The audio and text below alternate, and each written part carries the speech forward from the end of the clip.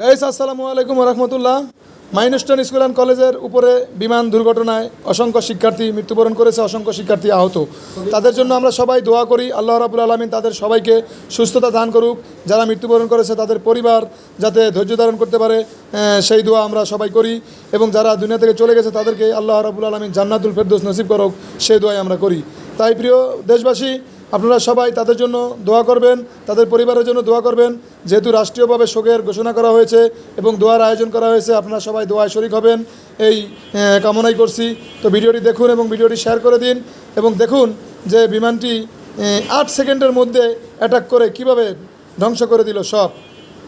পাইলটের অনেক চেষ্টা ছিল এখান থেকে বাঁচার, যদি না থাকতো তাহলে সে প্যারাশুট দিয়ে হয়তো নেমে যেত, কিন্তু সে প্যারাশুট দিয়ে নেমে যায় না, সে অনেক চেষ্টা করছে যে এটাকে বাঁচানোর জন্য।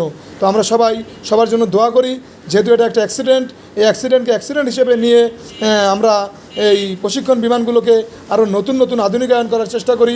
পুরাতন ভাঙ্গাচুরা বিমান দিয়ে প্রশিক্ষণ না দেওয়ার জন্য কর্তৃপক্ষকে নির্দেশ করি এবং সবাই সচেতন হই। আসসালামু আলাইকুম রহমতুল্লাহি তাআলা ওয়া বারাকাতুহু। আসুন সবাই সবার জন্য দোয়া করি, দেশের জন্য দোয়া করি। আল্লাহ রাব্বুল আলামিন আমাদের সবাইকে ঈমানের সাথে মৃত্যুবরণ করার তৌফিক দান করুন, এবং এই মাইলস্টোন স্কুল অ্যান্ড কলেজের সকল অভিভাবকদেরকে ধৈর্য ধারণ করে সামনের দিকে এগিয়ে যাওয়ার তৌফিক দান করুন। আমিন। আসসালামু আলাইকুম রহমতুল্লাহি তাআলা ওয়া বারাকাতুহু।